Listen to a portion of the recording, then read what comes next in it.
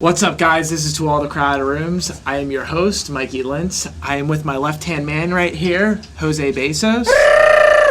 Today, we have Sean Salm. He is the talent bot. Actually, you can explain yourself to the crowd if they don't already know you. Yo, let me talk about Daddy. Sean is a person from the Philly music scene that a lot of people know. He works with lots of bands, lots of artists, and he does a lot of other things. Sean, introduce yourself to the crowd. So my name's Sean. As Mikey has said and stated, I book at Voltage Lounge. I'm the general manager as well as talent buyer. I run Sad Boujee. I'm the creator and founder, manager, marketer, DJ now, doing a little bit of everything with Sad Boujee, and I'm also sometimes in a band. Left to Vanish has been a band I've been in since 2001. And say it. Come on, say the one. Counterfeit Limp Bizkit tribute band on occasion, Yeah. which is basically just a meme page currently, which is actually so it is. Just what happens. see a good meme, post it up on the Counterfeit page. Are they all Limp Bizkit themed? Of course, yeah, and Okay. it's great for getting engagement, and I actually find it entertaining. We're Do not you make active. the memes, or are you... Are you in a fan page? A collection of fan pages? I actually get tagged in them, which is embarrassing. It's not good. I like, it's saying something for myself. If somebody sees a Limp Bizkit meme, I'm getting fucking tagged in it. And, and then that will most likely get reposted. And now it's a content page for the most part until we resurrect and turn into Shrimp Biscuit. Eddie Halloween. Ooh. Eddie Halloween, when you do Eddie That might not be bad. That's not a bad idea. It's pretty appropriate if you ask me. That's going to really up, tickets are going to go up big time. Yeah, we're going to have to work out a deal That with the back guarantee end. is going to be husky. Yeah, that guarantee is going to be husky. So the funny thing about Counterfeit is that there was a dude at my work when he heard that tickets were going for $3 per head. He bought everyone in the office a ticket, and like half the office won. The $3 bill tickets, right? Yeah, $3 bill. That was part of my marketing schemes. That's what I'm good at. I'm a marketing schemer. And it was play off the $3 bill. And we thought, like, hey, let's have a $3 ticket. I think it was our first real headline show, so we wanted to pack the fucking house. And there was no better way to do it than with a $3 ticket and an hour open bar from PBR. So it was a free-for-all. So, yeah, Did you that was a partner shit up show. with PBR for that? Yes, we partnered with PBR. So when you're actually trying to, so this is something that like I've recently been getting introduced to. A lot of people say that the best way to go ahead and put your brand forward is by partnering up usually with other companies. How do you usually approach these kinds of things? And when was your first time ever experiencing some kind of partnership with a brand? Strangely enough, a lot of times they'll come forward to you. But I think I'm in a position where I'm pretty out there where people will know to come to me. Send emails, and send good detailed emails and, make relationships, go out there and network and, find these people. I mean, I'm in a very fortunate position where I work at a venue that's also a bar, so these places will come to me most of the time. So, Nice. And we have those relationships already kind of built in house with having a bar. So I think that was very fortunate. We were in the position to able to make that relationship, and it was a great relationship. I think after that was like we had my buddy Dave, who does great videography, made a excellent fucking promo. Dave Lazowski. Lazowski. Yeah, I love Dave Lazowski. Great. He was one of my OG interns over at Voltage Marketing, and the man just crushes photos and videos. He is also a marketing beast, and he made us the most fucking rad PBR promo video after that gig. That at that point PBR was regional PBR was knocking down our door and giving us opportunities to do more, and that relationship kept on rolling after that. So. Shout out to Dave. Shout out to Dave. Shouts. Cool. So let's go back into when you first started getting involved in the music industry, music business. When did you first start getting into it? You started off in Left to Vanish was your first big band, I would say, right? Yep. That's kind of how I started getting into it. So when I joined Left to Vanish. I was not even an original member. I was added. I did the first show ever as the Left to Vanish member. So technically, I think that makes me an OG member, even though I wasn't in the formation in the first practices. But I played the first show ever with the band, and I was brought in from a friend. And it was back in 2001. How old were you? I was fucking probably 13 or 14 years old. 14 Whoa, years old, bro. I think That's 14. crazy. Yeah, I was terrible at fucking guitar. I was not good. I was decent. I think I just watched guitar, You shred now. I'm okay. I got a little, recently I got a little lax, but, I got to get my chops up. Anyhow. Gotta get your chops up. Yeah, I got Limp my Bizkit riffs. Yeah, The guy plays on this riff. Let's just all go ahead and hang out with Rob Wharton for a week and just play guitar with him. Seriously, I mean, Shout out to Cognitive. that's the way to go, man. You sit there, and I was 14 years old. I wasn't very good, and I didn't have anything else. Like, I don't know. Like, I was 14 years old. I wasn't very good at playing guitar, so the way I would get my fucking band on shows at the time were to book my own shows. Like, Okay, so you were that guy that, So was MySpace around back then? No, 2001? Ooh, 2001, no. I don't think till like 2004. Oh, was it? That was like for four. college scene still. Maybe 3. So Maybe we- like 3. Were you digging through like the yellow books and making phone So calls? yellow books. No, I was more so like I was in tune with my local scene at the time. I mean, like, listen, there's a will, where there's a will, there's a way. Like, even without the social media we have today, there was people knew. I mean, you communicate a little bit more, and you'd see more posters and flyers. That was like your thing. Not like a digital poster, but you would see physical fucking posters on telephone poles. But however, there was a club back then called Club HP.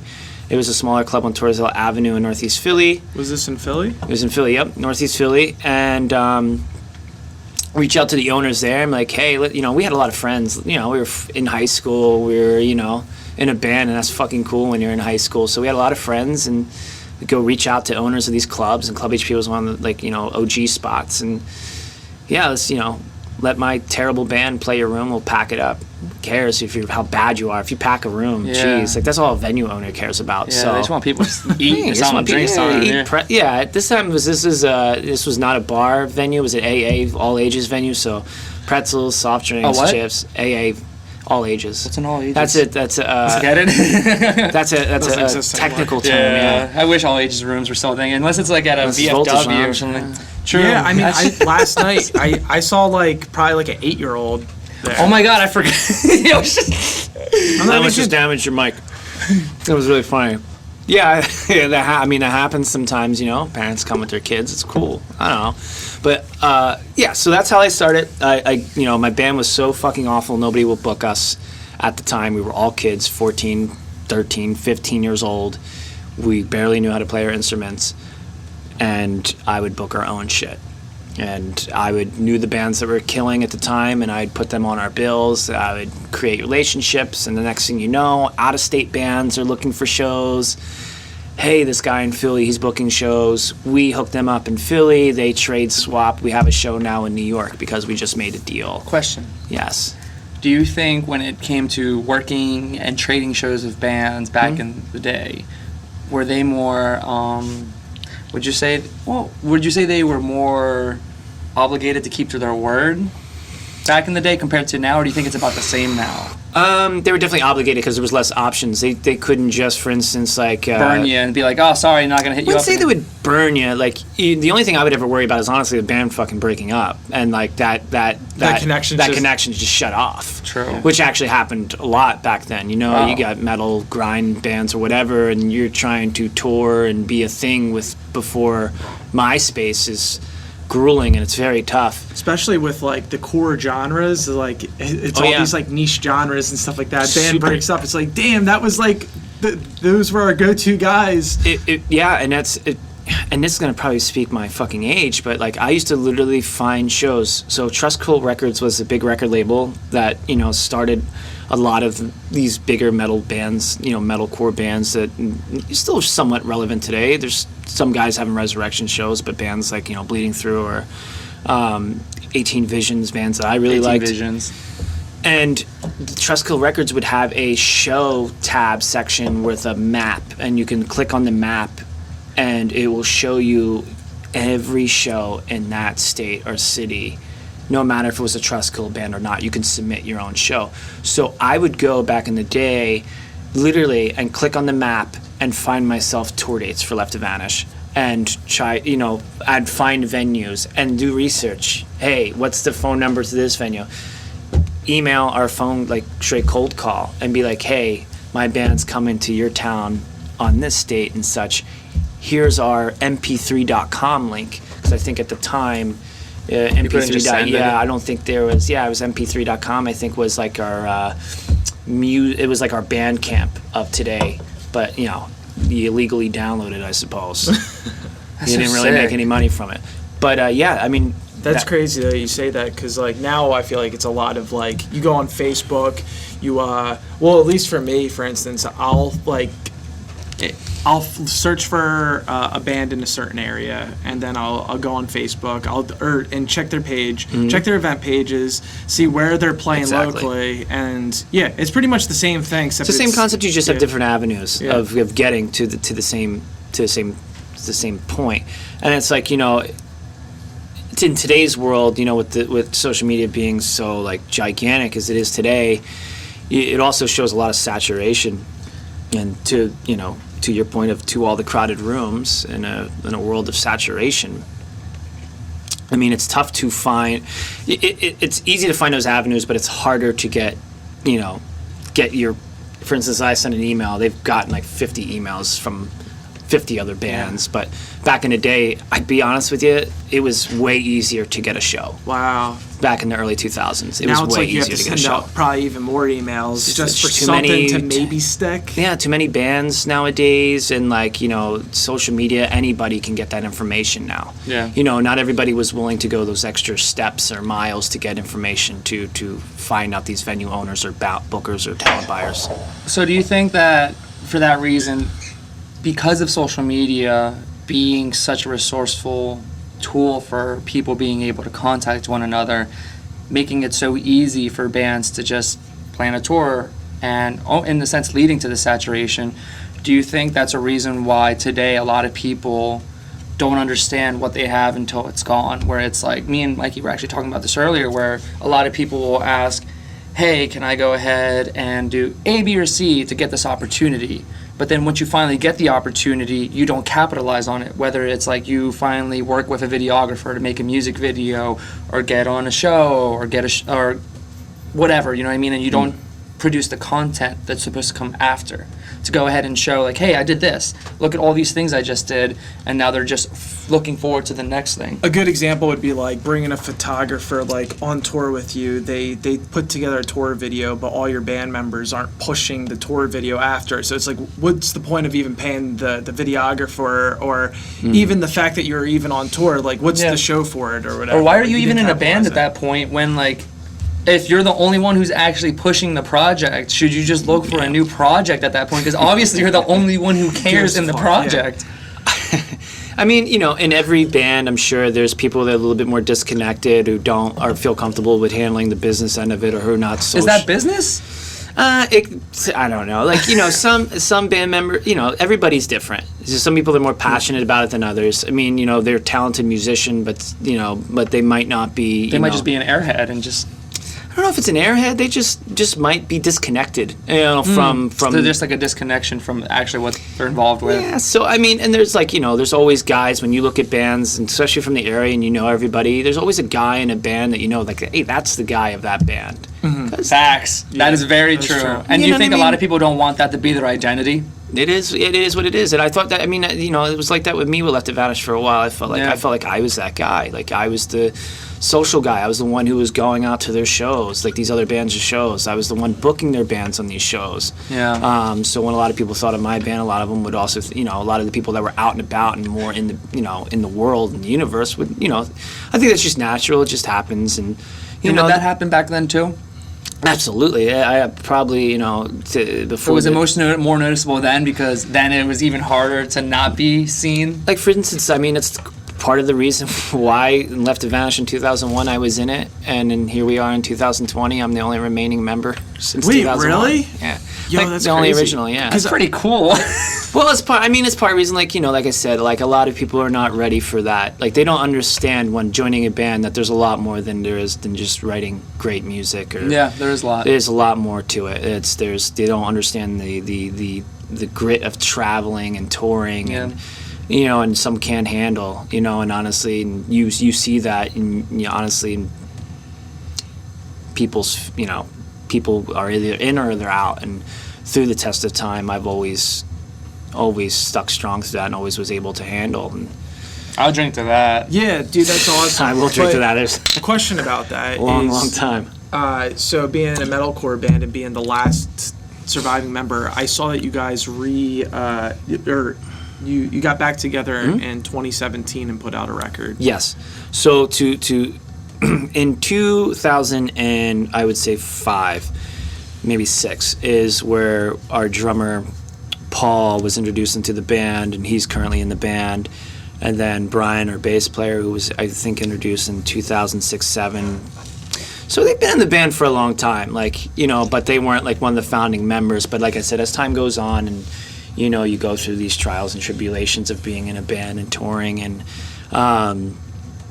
you're going to find out who your survivors are, and that's where we're at today. And What counts? What makes a survivor? You know what I mean? Dude, man, the rigorous life of touring. Give me some advice real quick, because this is something me and Mikey always talk about too. Well, and I'm not afraid to talk about it. I'm going to put this out there for you. So, because I know it's going to be funny too, because everyone who's watching this right now, a lot of my people who I'm associated with in projects, how do you know when enough is enough and it's time for you to step back and focus on something else, like the projects you already have? Or is it the fact that what you're doing right now okay to take a back seat and get frustrated, or try putting that energy forward to stay in the project? I'll tell you a story to go along with that. I was stuck in a position, and this is this is when people are cut from a different cloth. So in 2005, I booked one of our tours. I did all the booking for it, and I rearranged all of our dates, and we had a headliner, and our headliner at the time was a band called Invocation of Maniac. They were on Prosthetic Records. They were buzzing pretty hard at the time, so I was really pumped for the tour, and it was a good opportunity for us. So I got us all the tour dates we needed, and 4 or 5 days into the tour, literally the band breaks up the headliner. Whoa, that's a bummer. They got in a fight from the night before with each other at a gig, and literally split. And they're like, "Hey guys, I'm sorry, but we're gonna go home tomorrow." That put us in a bad spot, because we were midway across the country, and we're like, "Dude, we still got 2 weeks of this tour left, and we've got no headliner." So here's what even sucked more. I call the venues and make them aware. Next thing you know, venues start pulling out of the shows. They're just like, "Listen, you have no headliner, so we're gonna pull these shows." So we're this is jaw dropping right now. Oh my goodness. This is giving me anxiety right now. It's funny, it would give me anxiety today, but as a young Sean Salm man at that time, I was a go-getter. I was not, dude, there was not a damn thing that would bother me. And is that a meteor coming to the earth? Yeah, there's not a damn, when you're that young, dude, I was 21, 20. Oh yeah, you're on top of the world, baby. Dude, nothing can stop you. I got shot. All right. Yeah, you walk it off. Walk it off, baby. Rub some dirt on it. Yeah. So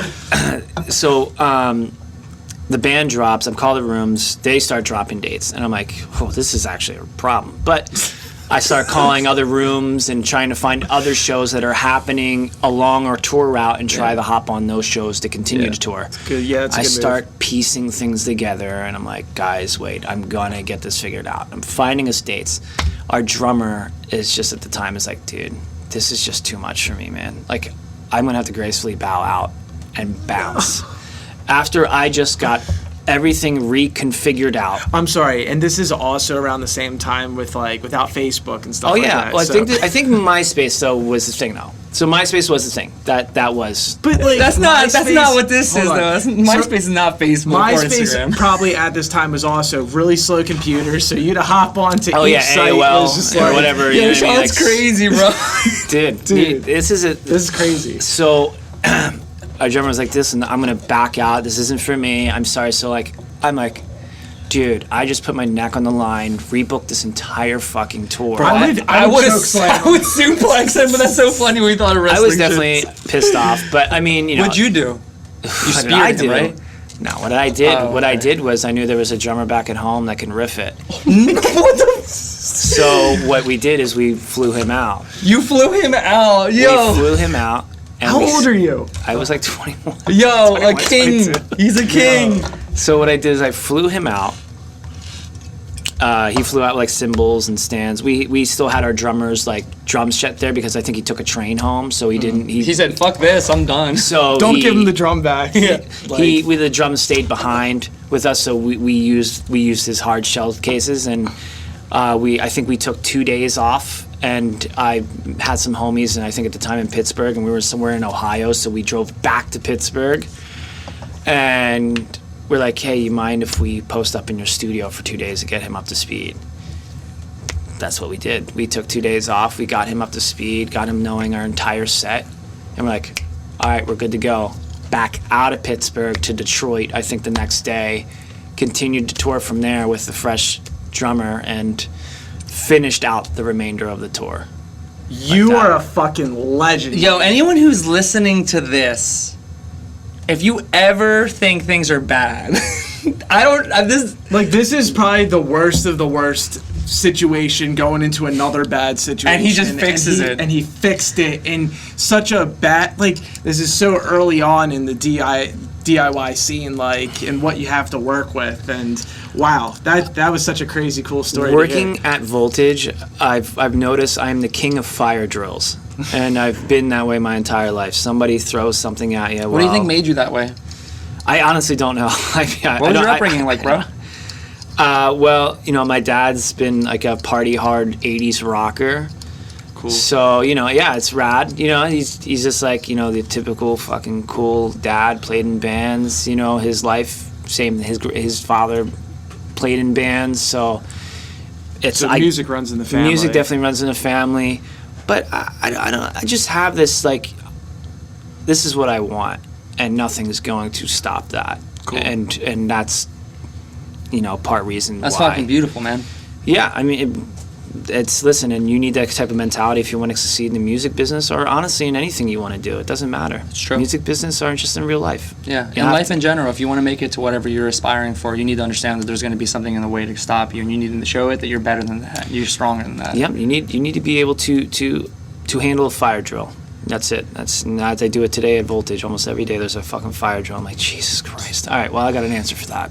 Nice. I know from working at Coda. Oh, my we goodness. get the code reds Yeah. every time something goes wrong. Yeah, and you have to have, so whoever's on the floor, the GM on the floor has got to have an answer. That's the way it works. Nobody's trained.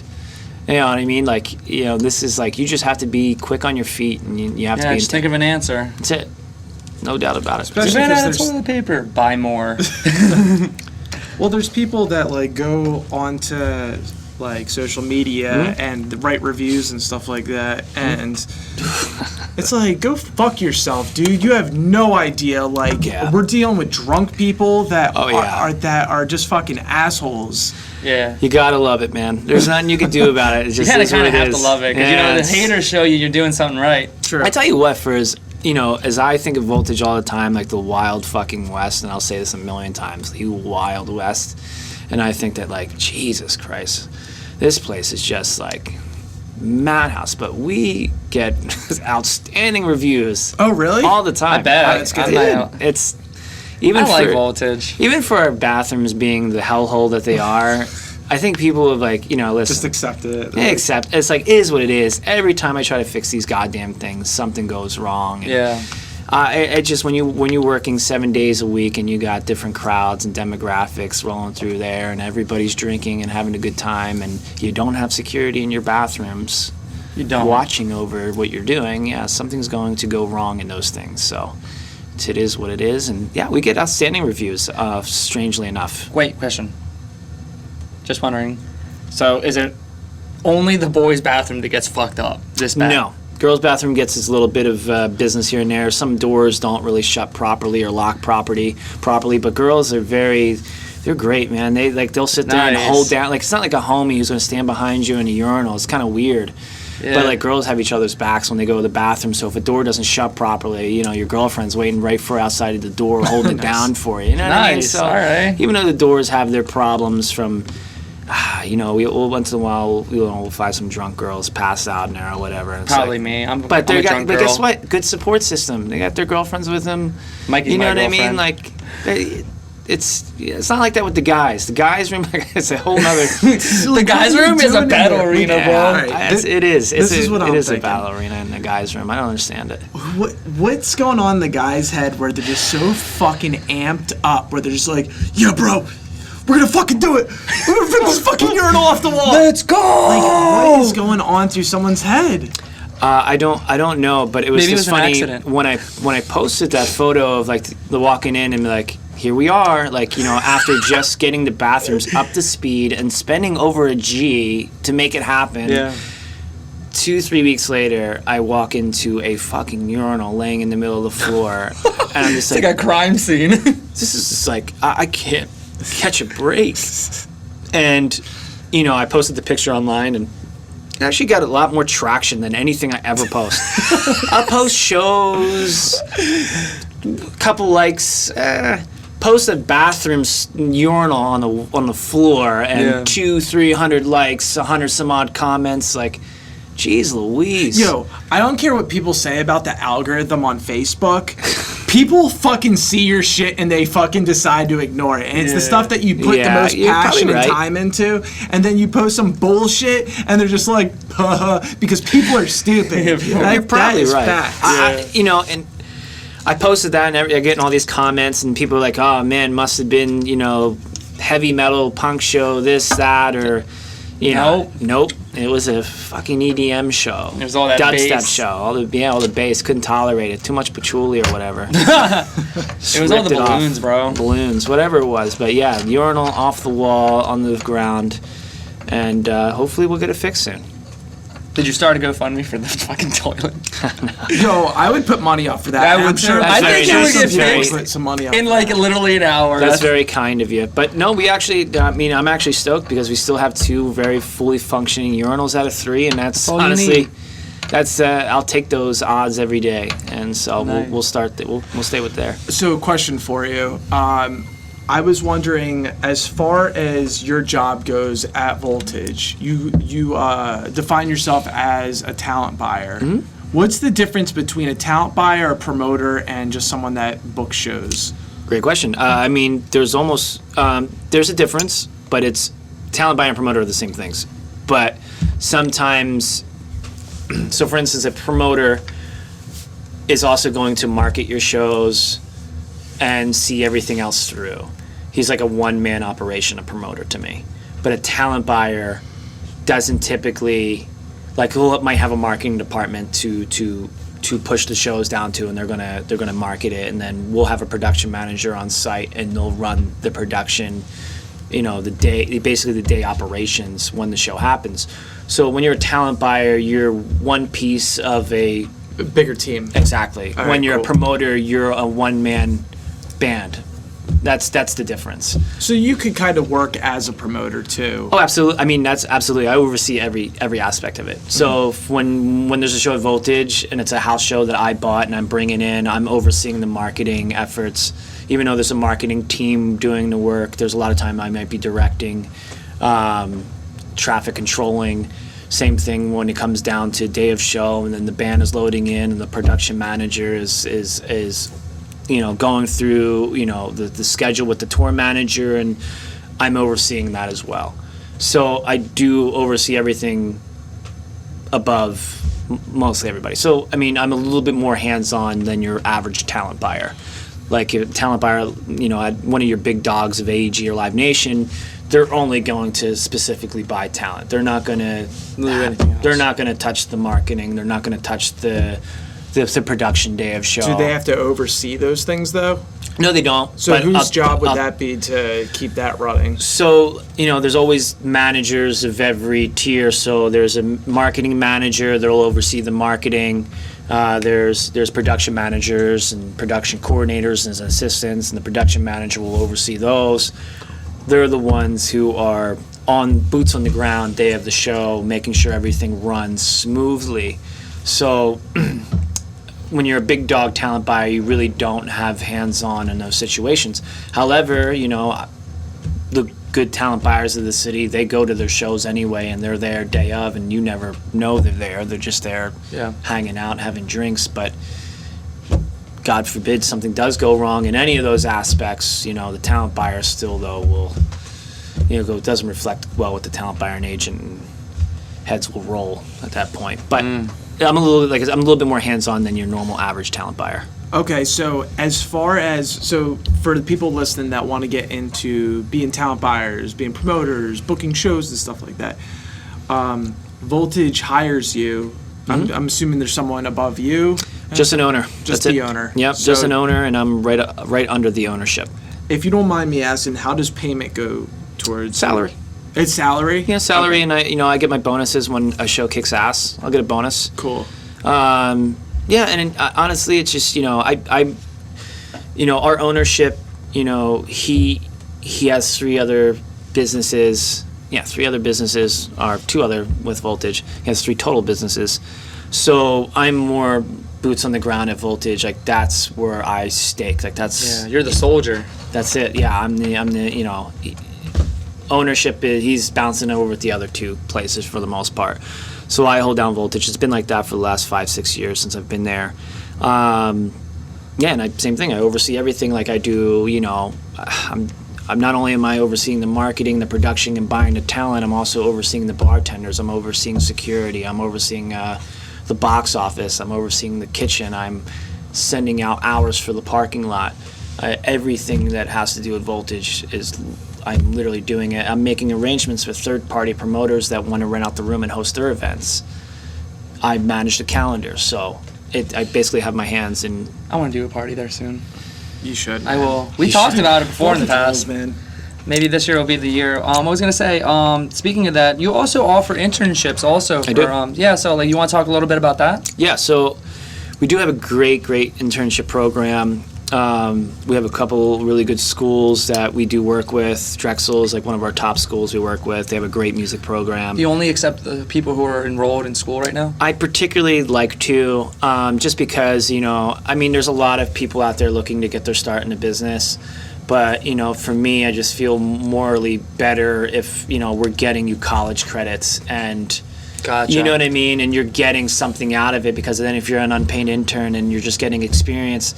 That's good, don't get me wrong, but I just feel better if you're getting your college credits and you're getting something for it, because I do think to an extent that unpaid internships are bullshit, but at the same time I do. So would you ever take a guy though, like a run-of-the-mill DIY guy, like let's say like someone like myself or someone else like that? I would probably just do like a start pay sort of thing than an internship. I mean, like I said, like people got bills to pay, man, and I'm not oblivious to that. And, I've worked my ass off, doing what I do for the last 5-6 years, and I have to pay bills. Everybody has to pay bills.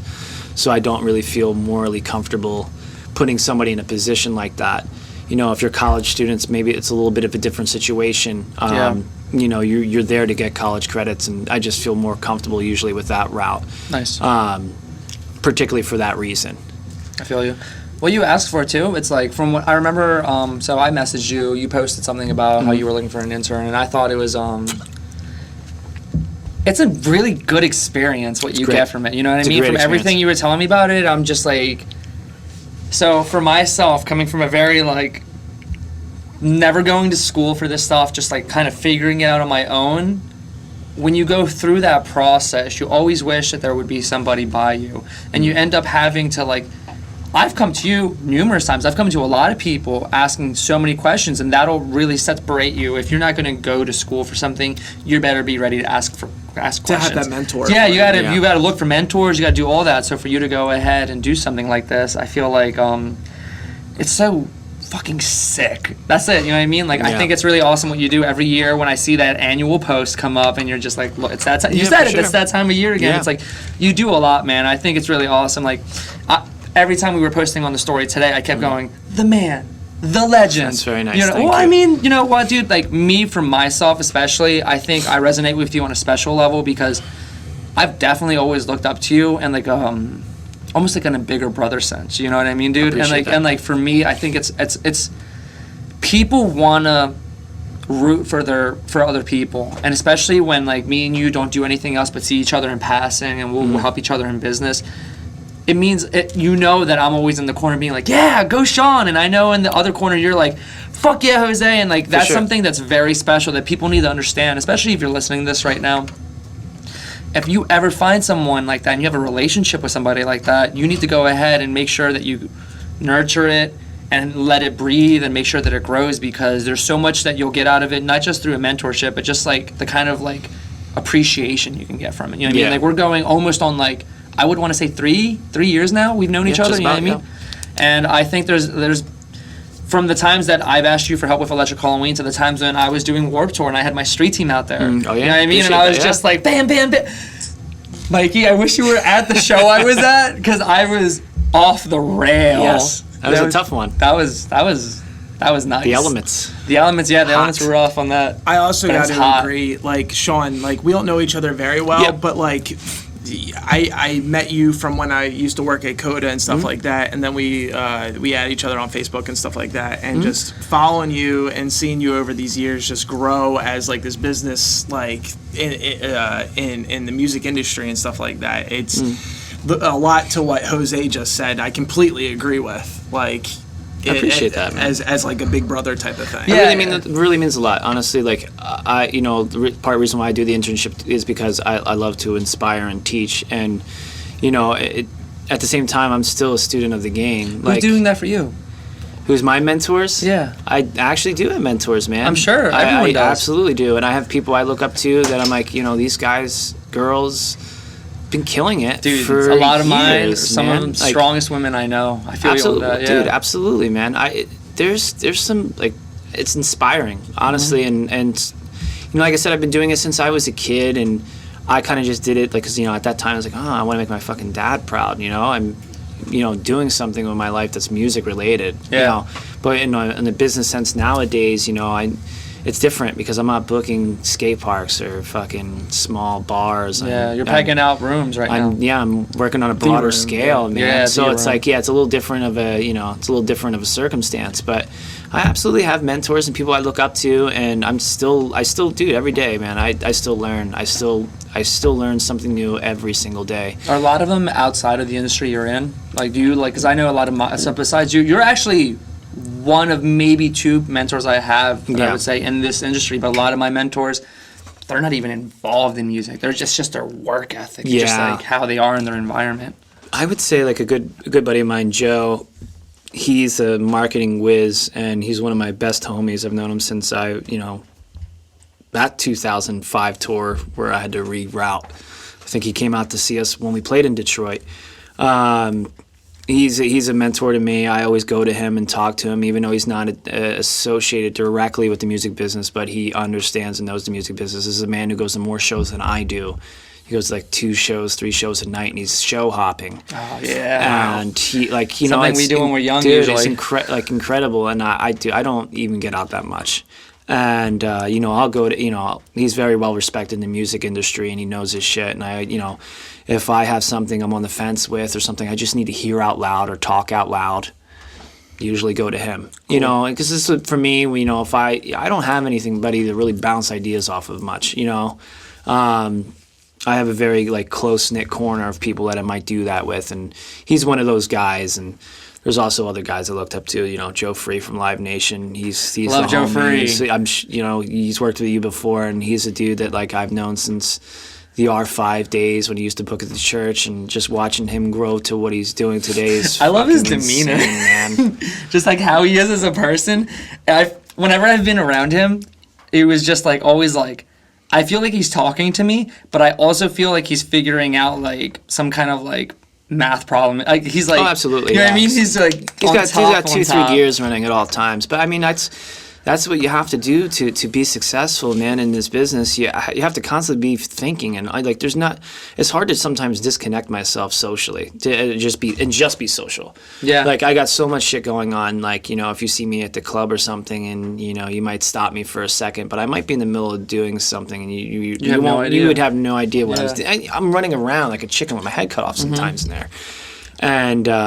But then I also have an email that's like I know I have to respond to, and they want an offer, and I'm like trying to think in my head. You want to be professional, get back to him as quick as I want to get possible. him, and I'm trying to think of that offer. So it's like I constantly got my cogs like moving in my head, and he's that type of guy too. He's always thinking ahead, and he's always, I mean, that's why he's good, and that's why he's good at his job, and that's why he's successful. So how do you deal with the anxiety of like you said you have like a small circle of stuff, and a lot of times you got to make those decisions. You have a ton of stuff on your plate, and you have to make those decisions on your own. How do you deal with the anxiety? Anxiety. I mean, I battle anxiety and panic. Like I have issues. I mean, I've panic disorder at times where it's just like, dude, it's tough to control, but you have to learn to like sometimes just batten down the hatches and muscle through. Like nobody's, I have nobody to bail me out. Like I have to do it. And I just get it done. Like, the only way you can really learn, when I talk about, like I spoke on earlier, fire drills, you never know what situations will arise when you're at voltage. The fire alarm could be going off, or there could be a drunk girl passed out. There could be somebody knocked out from the mosh pit. There could be, there's various things that can go wrong, and you can't teach that sort of thing. Honestly, you have to deal with the situation at hand. That's how you get the experience. You have to deal with it on hand and be hands-on. It's the only way. And I feel like as the talent buyer, though, you're going above and beyond. That's why I said I do a little bit more than your average talent buyer. I'm very hands-on because that's where the general manager role comes into play. So that's where it's like I'm more hands-on than your average buyer. I'm not separated from the other tiers of the way things are going. How long did it take? And by how long did it take, I mean, I used to run like a small little restaurant for a while, and I used to be a prep cook, and I actually went into owning a restaurant only being a prep cook. I was like, well, I can just do it, because that mentality, Sure. like I can do it, I can do anything. I went into it, and I remember it was like the first like month, 2 months in, I finally was like, anything. I can do anything right now. When was it that moment for you? How long after entering Voltage Lounge were you like, oh, any problem that's coming in right now, I'm just going to go ahead and just deal with it and go through the flow? Probably the last 2 years, I'd say comfortably. I've been there for almost 6 now, and I say the last 2 years, I really felt like, whatever happens, I've seen it all at this point. I can really handle any, like from our roof leaking onto the stage, like I said, to, you never know, like the fire, for instance, on New Year's Eve, going to a story. Love a good story.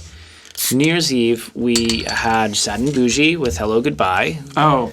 He said the word. We'll go into it, but I'm sure we will. But and this was an absolute banger. And it was my first time ever doing a New Year's event. I've been booking shows, like I said, since I was 14, professionally for the last 6. I've never booked a New Year's event. I never wanted to because there's just too much saturation. Like everybody has a New Year's thing going on. And personally, I know a lot of friends, close friends of mine, like, I just normally like to sit back and chill at home. Yeah. And not only that, artists and employees, everybody demands more money. Or more money. That also happens. Demand off or more money, especially artists. Artists want to get paid on New Year's. So when you're dealing with saturation and cost hikes of doing an event, it's always kind of scared me away from doing it personally. So I finally tackled it this year for my first time, and my God, what a shit show. Organized shit show.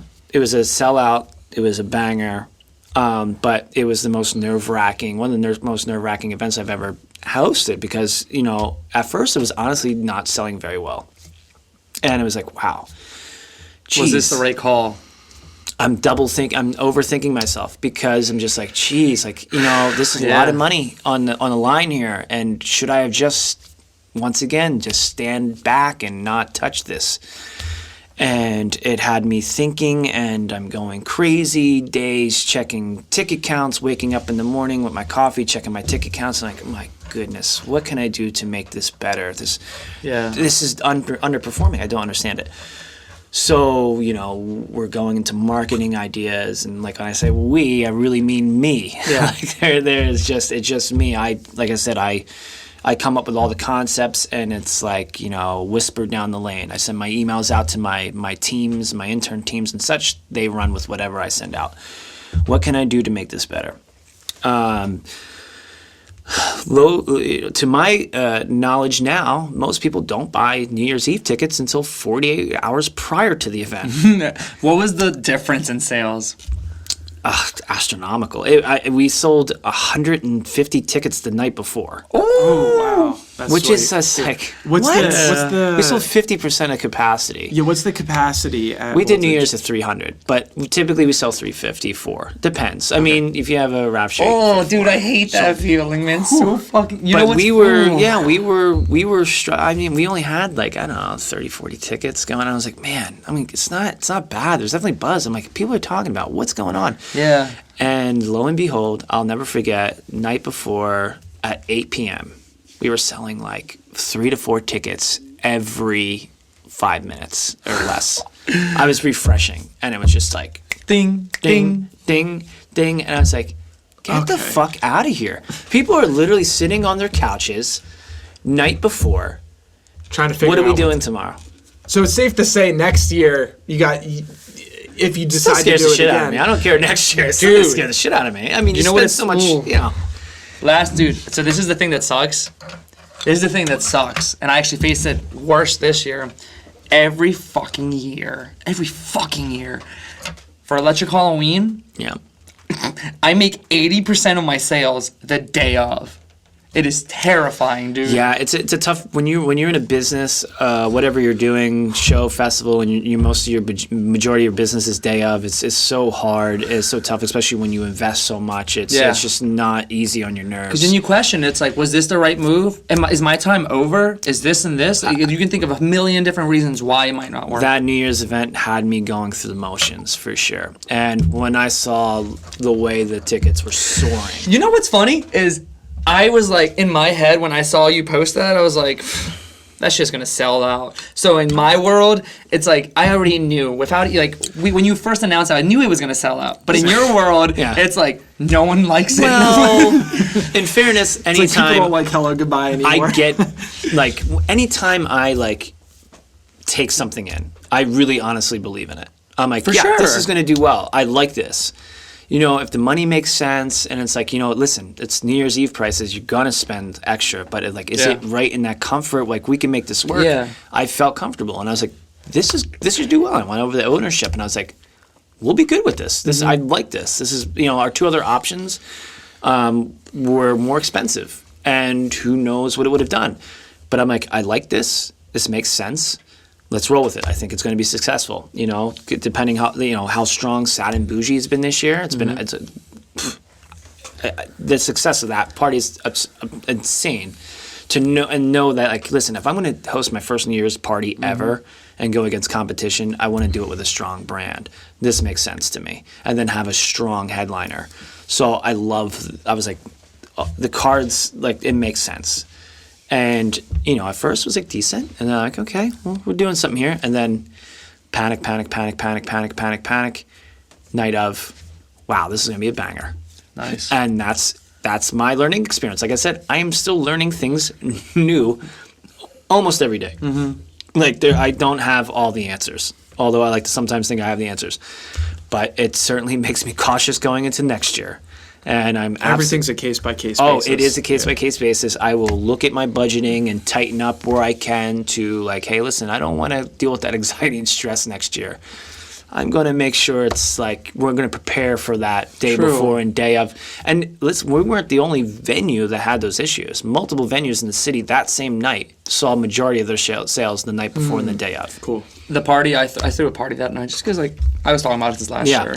I actually ended up collaborating with 2 other people because I was like, I'm gonna do like this theme type party, and then Yep. like 2 other people out of nowhere the week of were like, I'm doing a party. I hit everyone up. I was like, let's do a party together. We put up an event page.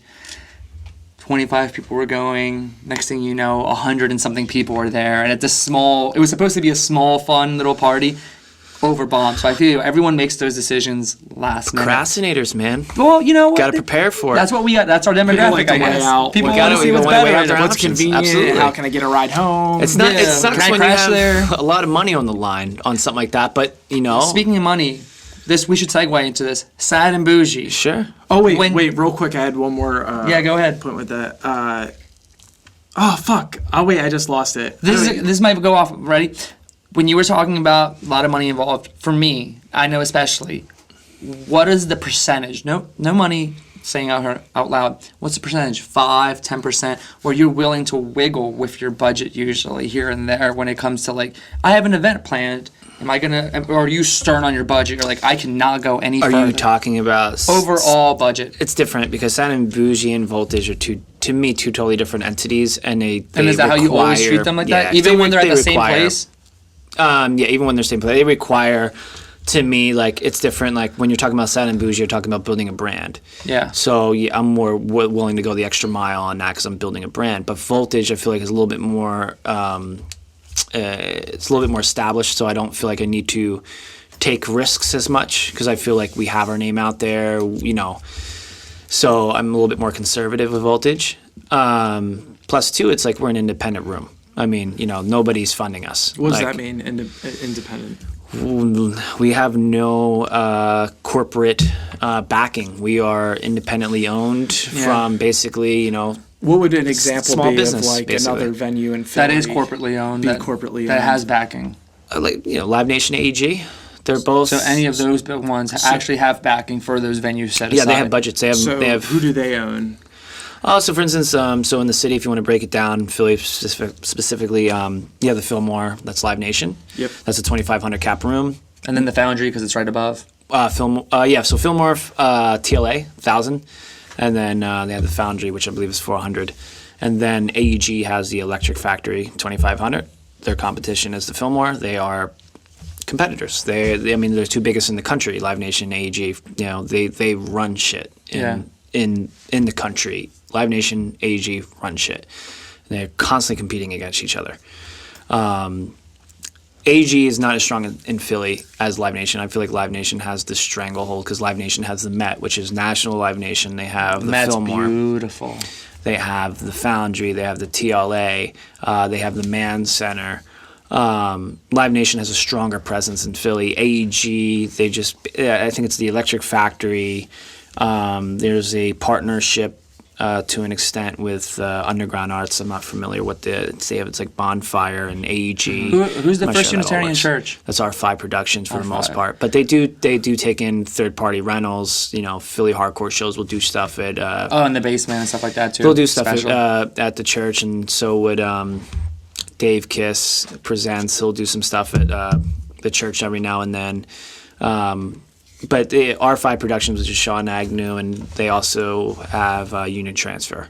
So just to kind of go into this. And Philomoka. And Boot and Saddle. True. Oh, and Boot and Saddle. I forgot about that. I remember what I was going to say. You remember what you were going to say? Yeah. Okay. So with a lot of the anxiety, like leading up to the show, because you have a lot of money on the line and stuff like that. So do you usually pay these artists out ahead of time or after the show? There's usually a security deposit, right? I mean, yeah, but case by case basis. It is a case by case basis. I mean, it's not necessarily time for the deposit. It is business standard. Especially if you don't have those relationships in place with agents, they may ask for a deposit because maybe they're not as comfortable. I don't know. Maybe they've never done business with you. They don't know. They're if you're taking legit. a chance right now. They're taking a chance on you. They might require a deposit just to make sure everything's on the up and up. If you have a little bit more of an established relationship, obviously you can kind of move past that. Or, I have an agent every now and then, even though if I'm comfortable with him, he'll ask me as a favor, like, can you please send this deposit in? A lot of times, most of the times, and this is little music insider information, sometimes they just don't trust their client. They think their client's going to run off at the end of the tour and fire them. And guess what? They'll never receive their pay. So they want to be paid up front, you're saying? Yes. Well, that's why a lot of agencies will request deposit because, agencies, their clientele lists will shift every now and then. Yeah, every year it might be like at least 20% different from what they had. Artists hop from agency to agency a lot of times. So, it's easy, like, say if a band's going on tour and it's not going as well as they've planned and maybe the band's losing some money or whatever the case may be, I'm sure there's been instances where bands dip and they don't pay their their agency their 10 or 15%. Can you get sued for that? Or I mean, depending on the depends on the money. agreement I and mean, the well, money it depends amount, on the money. Like, is it worth suing somebody True, for a couple $100? and you can't or is even it worth really suing sue somebody if it's under 5,000, right? Because then you can just take them to small claims court, Yeah, and it's then a at small that claim. point, Is it worth the? Is it worth? Is it exactly? Is it worth the? I literally just went through this. Yeah. It comes to the point if is it worth the trouble. So I mean, that's, a lot of times agencies, if they're like questionable about their client, they were like, hey, listen, do you mind sending the deposit, or I don't want to get fucked. And it's like, sure, dude. So they can make sure they're covered on their end. God forbid, if their client, decides like, no, we're not paying you. We're gonna. That's why. That's honestly. That's literally. It's not. It's more so not so it's an issue with the promoter. It's more so sometimes A relationship that's going on between those two. Exactly. wow. Yo, listen, we're going into our end of the half hour right now because you have to go somewhere in by 8 o'clock. You have to be present. I'm somewhere. good. Yeah, I'm good. All right, cool. Then, well, you know what? Just to kind of segue into this, Sad and Boujee. Yes. You know what I mean? Listen, so I remember we spoke several months ago, Sure. and you said, "Yeah, I don't know where it's going to be in a few months. This might only be a fad. This might only be something Sure. that's going on."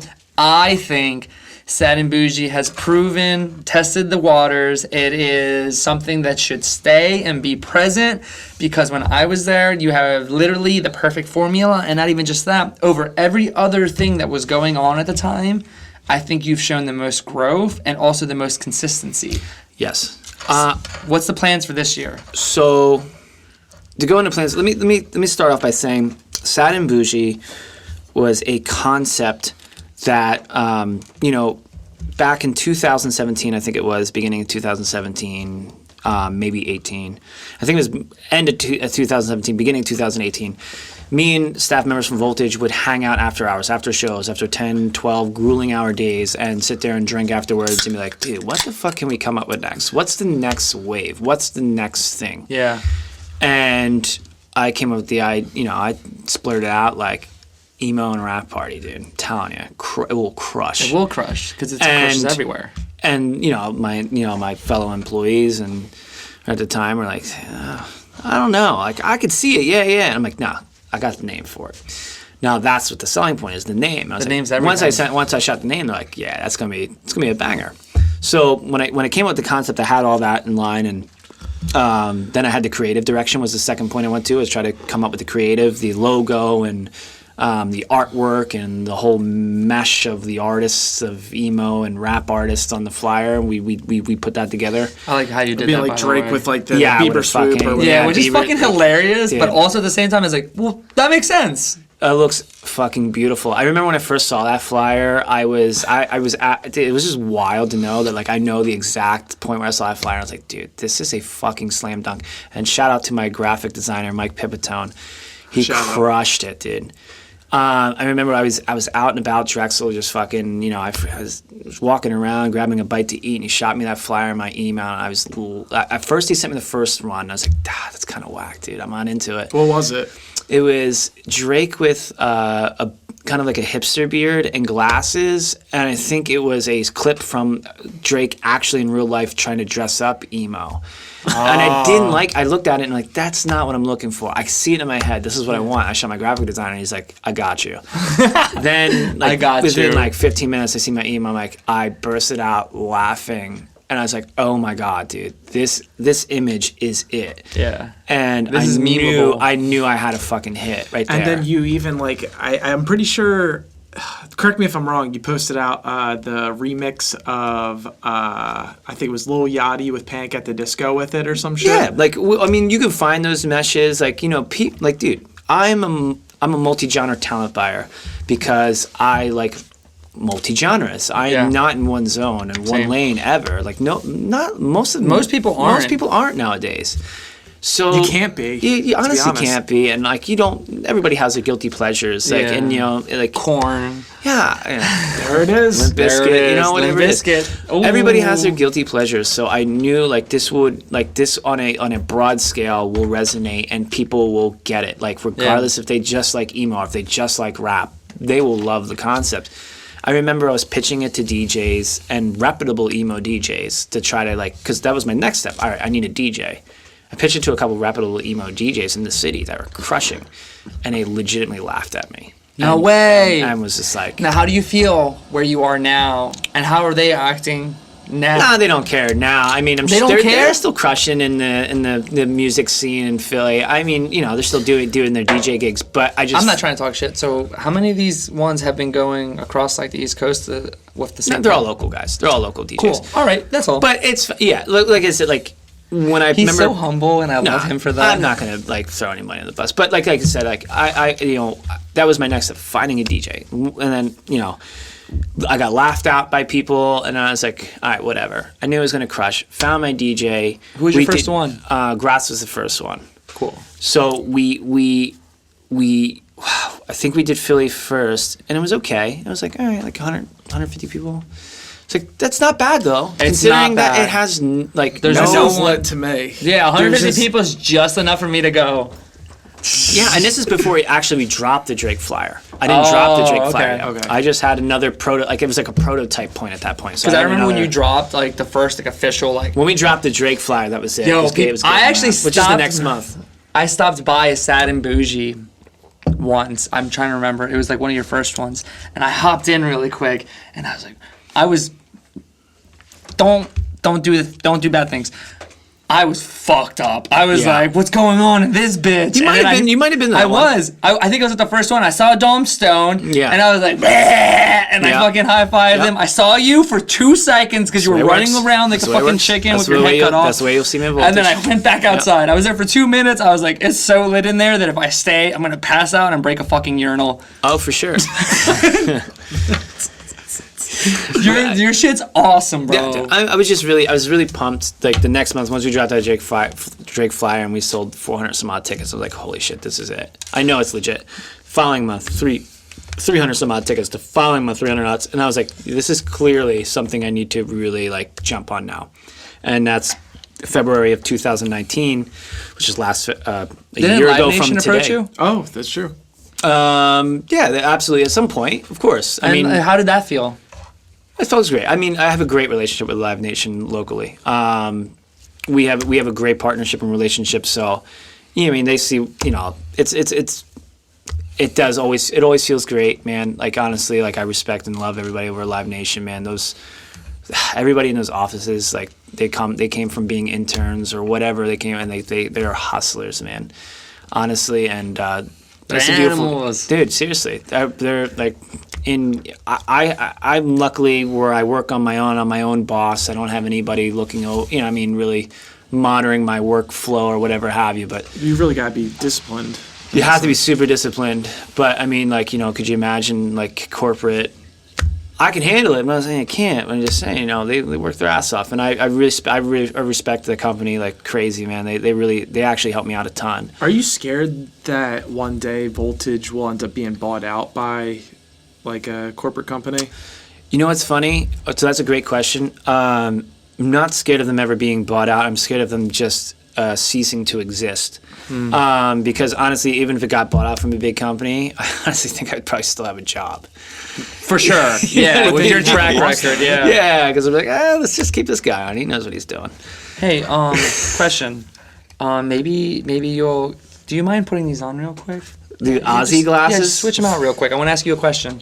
With the Aussie glasses? With the Aussie, yeah, so we can get a real answer out I of don't you. know where this is going. All right, it's not going anywhere crazy. Dude, I just my like face to is ask. too round for these glasses. It's like, You look fantastic. You look like you should be biting a bat's head off right now. that's what I was going for. All right, coronavirus, here we come. Anyway, What do you got? okay, so what do you want to tell bands? So right now, I want to get to this part of the segment. It's called From Me to You. Sure. You know what I mean? If you could tell anyone anything right now, from you to them, what would you tell them in any regards? Like if you have a message to put out right now, if Sean, pronounce the last name, Salm.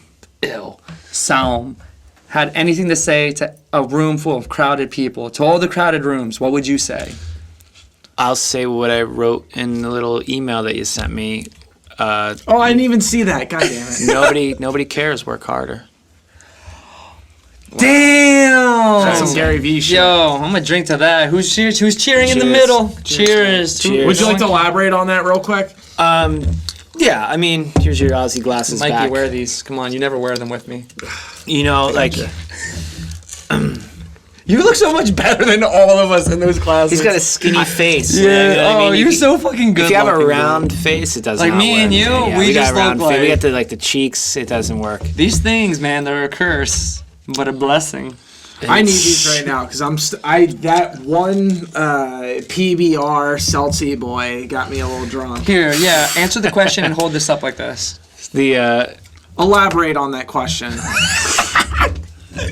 okay, so elaborate on nobody cares. Work harder. So I mean, like honestly, I mean, what is there elaborate? It's like pretty upfront. I mean, you just honestly keep on like even if something like you're preparing for, like you're working towards, doesn't happen, and that's the biggest fucking bummer, man. Like I've been in bummer situations where I'm like, dude, this like I feel like I'm maybe hitting a ceiling or a dead end or like I get bummed out, I get depressed just like the normal fucking person. But guess what? Like. Who's gonna sympathize for me, man?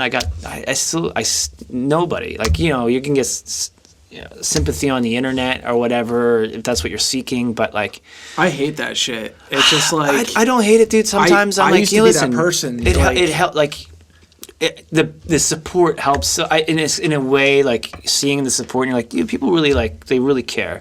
Like people actually are invested in care, even though you may not believe or. Are these the same people that only like your urinal post but won't like the hard Yeah. work that you put into the real shows? You know what I mean? It's fucking that's still unbelievable to me. It's probably one of my hottest posts of 2019. It's gonna come up in your memories, and you're Yeah, gonna be it's like, I still don't got absolutely those gonna- many likes on anything. Absolutely going to come into my memories. But like it's like real shit. Like I might be in a dead end or get stuck at some point, get down. But like I honestly, you have to push through. You have to work harder. Like you're not going to get any sympathy, like help or like the sympathy's not going to dig you out of. No, it's not. It's just going to situation actually make you Yeah, it's bum gonna be your two hands harder. at the end of the day Like, that's dude, gonna get you I've calling had out. losses on shows that we spoke about bum me the fuck out. Or like, listen, there's times at Voltage where I'm like, dude, I'm like over here grinding my ass off, and is there a payoff to all this? And I think about it, like the deeper things, and it's like, am I going to get a seat at the big dogs table one of these days?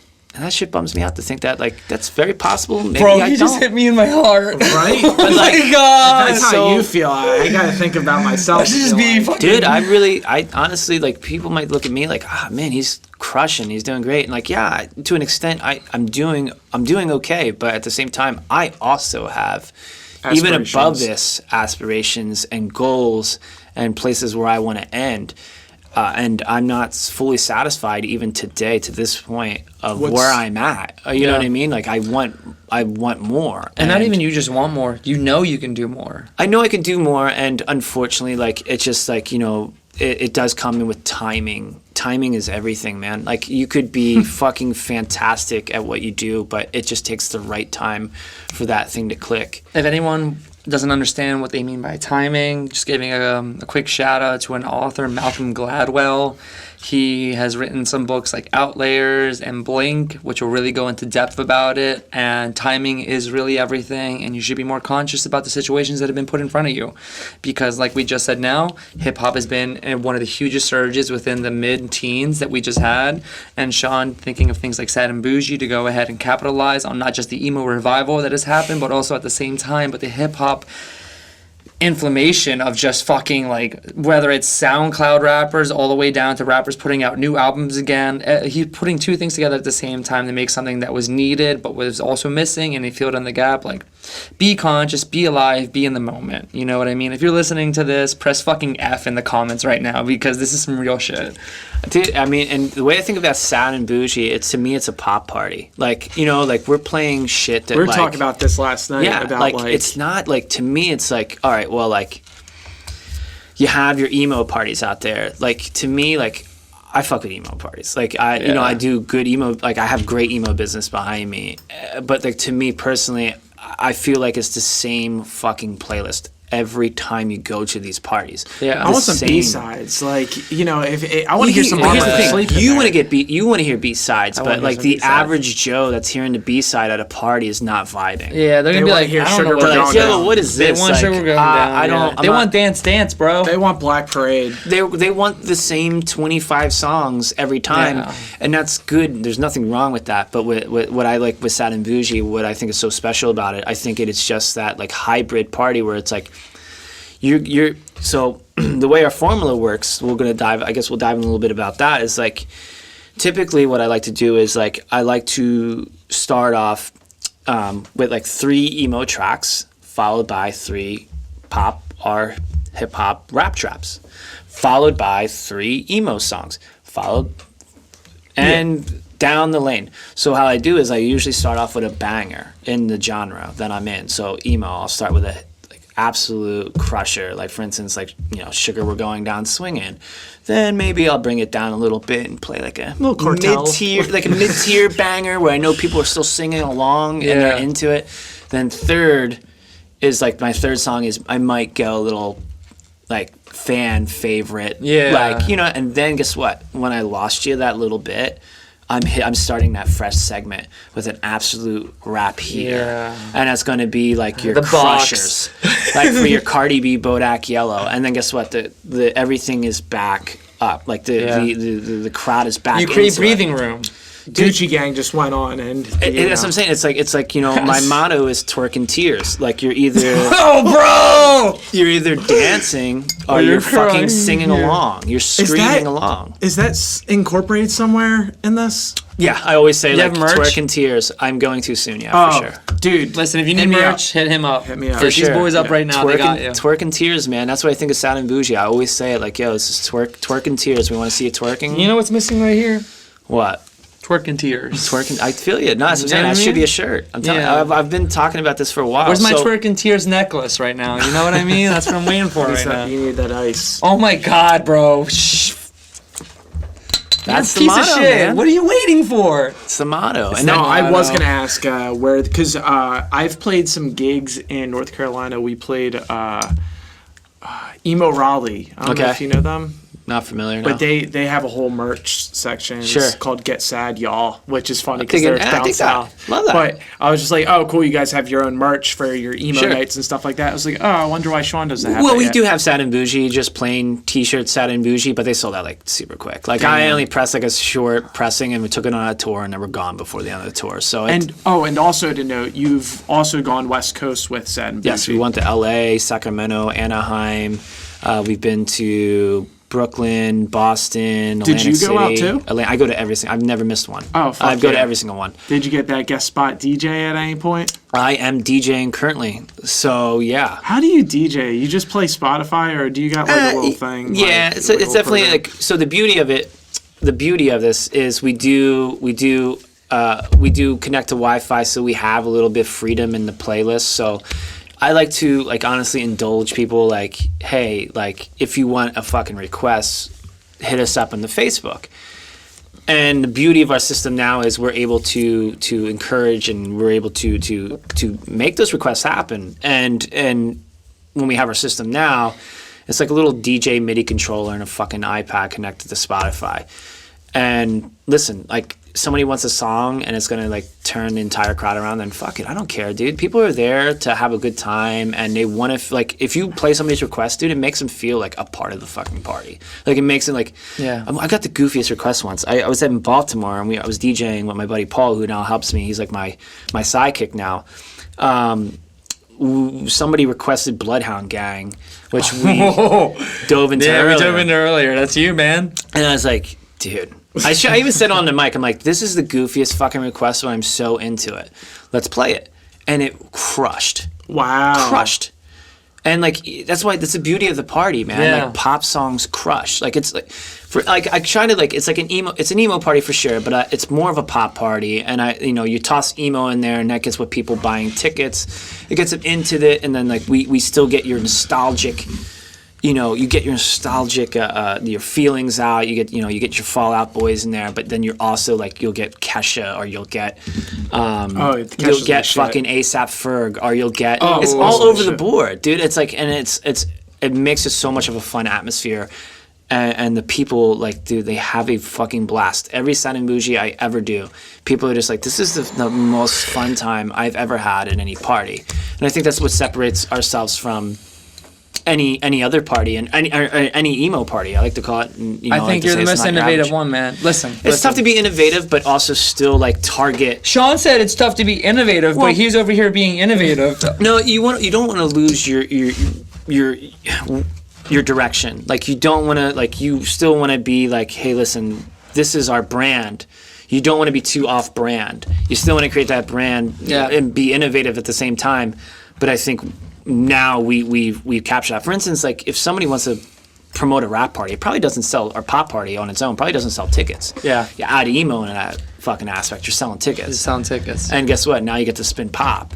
And people are super fucking into it. Yeah. And that's why I think it's just taken over. I think that's why it's just doing so well. And I don't, people ask me all the time, like, do you see like these other emo parties as your competitor? I'm like, absolutely not. No. We're totally two different vibes. You are two different vibes. And honestly, like I'm into those parties. Like I like those parties too. Yeah, it's two different. I went to Emo Night Brooklyn once. Great time. But listen, we need to wrap up because we're sure. Fucking. Let's take a cheers right now. Past curfew. To fucking Sad Boujee, fucking Left to Vanish, fucking Counterfeit, fucking Voltage Lounge. Let's drink up, urinals. Baby. 2020 is the year of Sean Salm. Yeah, to mopping up urinals and fucking shit. Mopping up urinals, baby. When people think what I do or what I do, it's like what I really do is I mop up urinals. Same. That's actually what we're doing the whole time. I've had people literally watch me mop the bathroom, like, what the fuck are you doing? That's why you're a king, dude, bro. That's why. Yeah. That's why he's a king. Yo, guys. Cheers. Fucking don't forget to like. Don't say it. You're the best. Don't forget to like, comment, share, and subscribe. Hit that notification for future episodes as soon as we post them. And thanks for watching to all the crowded rooms, guys. Yeah, make sure you fucking catch Sean Salm with all his projects. Cheers.